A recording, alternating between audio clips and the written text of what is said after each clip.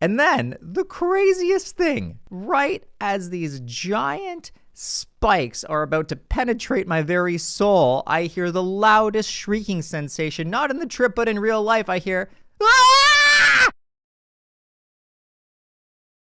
Hello to all of you beautiful people watching today's video. In today's video, I want to talk to you guys about a recent psilocybin mushroom experience where I happened to go face to face with my shadow. Now, to begin this experience, I was listening to Alan Watts, which is someone that I could not recommend more if you are trying to prepare yourself to go into a deep experience, or rather, if you want to influence a trip to go deep.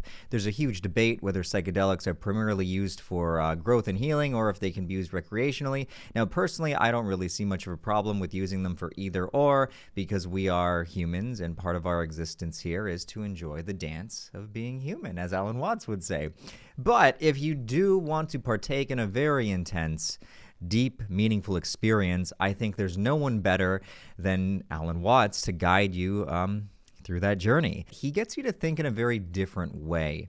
He, in some of the lectures especially, helps you remove the barriers that our language have trapped us in. Our self-talk, like our personal words that we use to explain things to ourselves, like the story we tell ourselves, influences how we see the world, but also just fundamentally the very nature of language influences how we view ourselves as separate entities from other, how we view the insides of ourselves as different from the outsides or as being a separate function when really they're both one and the same. You can't have a self without an outside. A lot of people tend to believe that we're just this random event that came out of a unintelligent universe, just a bunch of random bits of matter that somehow out of a fluke came together, when really, if you try to pin it down, it makes more sense to suggest that an intelligent universe would be the only way to create an intelligent being. I mean, we're a symptom of the universe.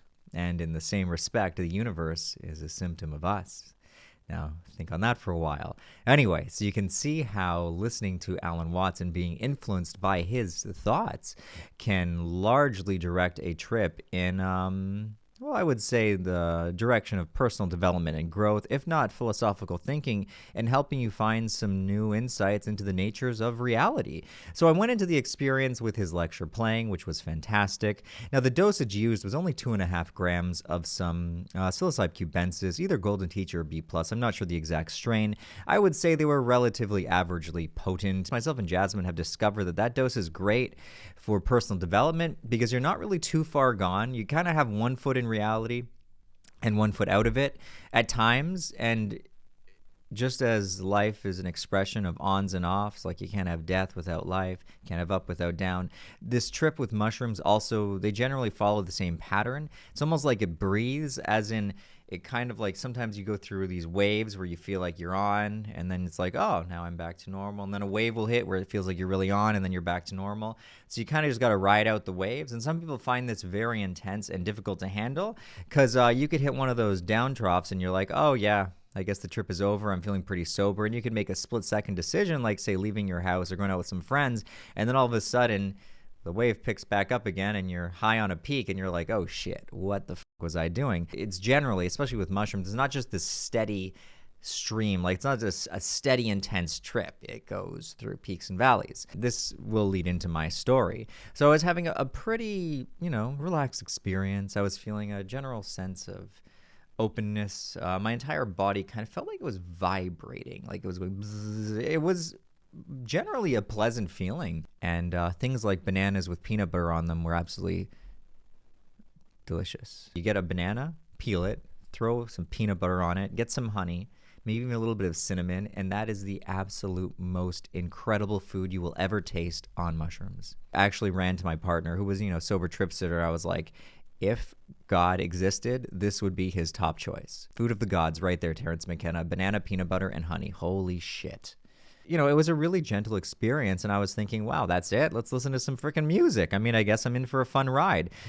Generally, what happened was I listened to Alan Watts' lecture for a solid hour and a half, maybe even 2, going into the experience, and then it just, I don't know, you don't want to listen to that shit forever. And I played Spangle What is that song? Nothing Lasts, But Nothing Is Lost. I love that album because it's actually like a continuous song. It's like an hour plus continuous song. If you don't put it on, shuffle or anything, each song just leads into the next. It really does take you on a journey. And I found that as one of my go-to albums when in psychedelic headspace. So I was listening to that, and it was really interesting. As the music was getting intense, with eyes closed, I could see some visuals beginning, and it just kind of looks like little sprinkles of light, like, behind your closed eyelids. When you normally close your eyes, you don't necessarily just see everything as entirely black. It's kind of like, there's that reddish, blackish, brownish kind of color, and it's kind of like, it's not a solid shade of black when you close your eyes, especially if there's some light present. So that kind of strange shifting color pattern, when you're influenced by psychedelics, can start to be interpreted as patterns emerging. Anyway, so I'm laying there watching the patterns. That kind of died down, and then I actually thought the experience was dying down a couple hours in. Like, I went to the bed at this point. My partner was laying down with our 1-year-old son, breastfeeding at the time, probably because, he's up a lot in the night. She's got to breastfeed. So I was laying down beside her, and I was beside her, and then he was on the other side. And I closed my eyes, and it was like the wave picked up, and I went right into a peak. And all of a sudden, just from feeling pretty calm, out of nowhere, I start seeing, and this is the shadow, here's the part, I start seeing this reddish cloud start forming. And now I'm watching this cloud, like it actually looked like a huge, almost thunder cloud. It's got some morphology happening, but it's really just going, like it's billowing, and it's starting to get larger as my eyes close. Like I was starting to have an actual vision, not an internal hallucination. I would consider this a vision. Now there's a difference because the visions are much more detailed. It's almost like entering a dreamlike state. So I'm watching this reddish cloud start forming, and I'm thinking, this is interesting. What am I looking at here? Let's see where this goes. And then all of a sudden, the clouds are very round and circular. Instead of being round at the corners, it starts getting sharp, and it pulls out. It stretches out in front of me. And now these sharp jaggies are starting to come off. I like those bad PS1 graphics when you watch them on an HD screen, and they're full of the jaggy lines. There's no anti-aliasing. But now the jaggies are getting bigger and bigger, and they're forming full-on spikes. And then all of a sudden, behind this billowing spiky cloud, I see a very rectangular door open up, like it swings open, kind of like that door that you see leading to nowhere in those images where there's just like stars around and there's this door floating there. Keep in mind, I'm like back here in the perspective. There's the cloud, then there's the door opening behind it. And I'm looking at this door and I'm thinking, oh, that's me. That's me in the door. Now, if you were to look at me in real life during this experience, I had a big old smile plastered on my face. I was not fearful in the least bit. But I am curious what's happening. And I realized as I opened the door, I'm like, oh, that's me. I'm behind the cloud now. I'm looking at it. I'm like, what's going on here? What am I witnessing? And I was like, oh, then it just hit me. This is my shadow. I was wanting to face some demons. Like literally I went into it saying I want to face some demons. So I was a little disappointed that none of the demons possessing my soul had come out. And then finally one started to materialize. So I don't know if you want to call it a demon possessing me, a shadow. I've had a lot of like possession insights on trips before, not saying I necessarily believe in that, but I've seen that kind of stuff. And so I'm seeing the spiky demon shadow start getting bigger and bigger and bigger. And then I'm seeing me behind it in this floating doorway looking at it, just smiling, and I'm like, oh, this is cool. Yeah, let's see what happens here. Absolutely no fear, just facing it from the front. Like I felt like I was looking at, like me here is looking at it from the front, then I had another me looking at it from the back. Like we cornered this motherfucker, and we're like, what you gonna do, man? What you got? So it starts getting bigger and bigger and bigger, and the spikes just start stretching out like someone's pulling on the silly putty. It's going.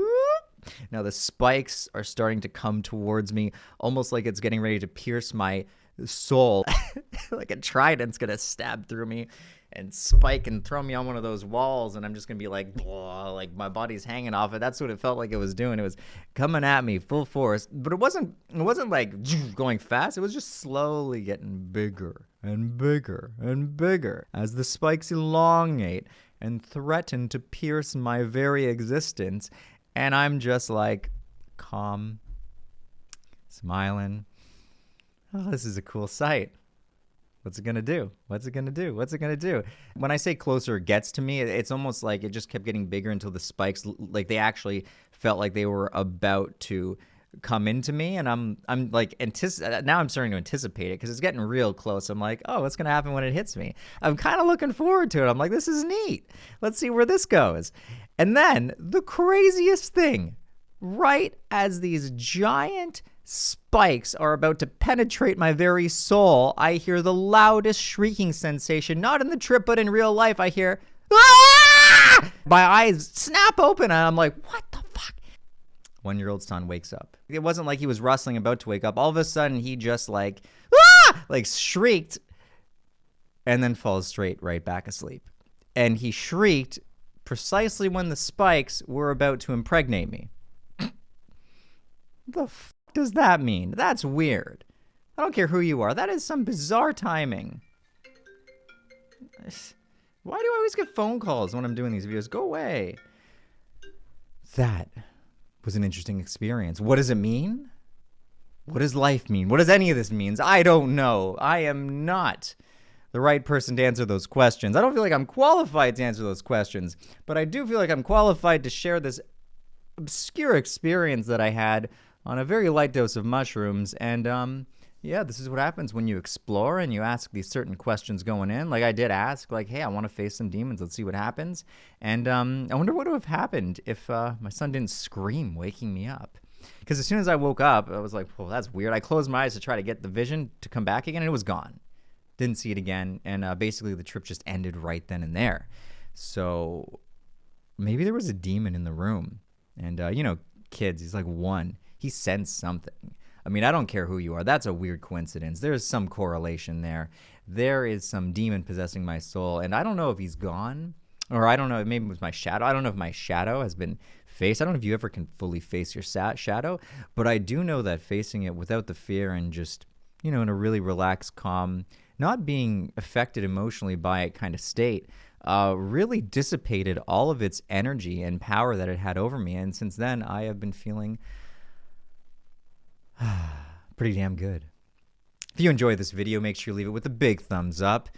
Huge shout out to all of our patrons who are supporting this content. If you want to join the Patreon family, it's thanks to your support that I can even make these crazy ass videos. And coming soon, what I'm currently editing is a live mescaline experience in Mexico with Jeff. So look out for that coming soon once I get it done. Hopefully it's this year, maybe not, we'll see. But yeah, let me know below if you've had a personal experience like this or what you think of this story, because I thought it was pretty damn whack. Anyway, till next time, take care, guys. Love you all, and I will see you all in the next video. Cheers.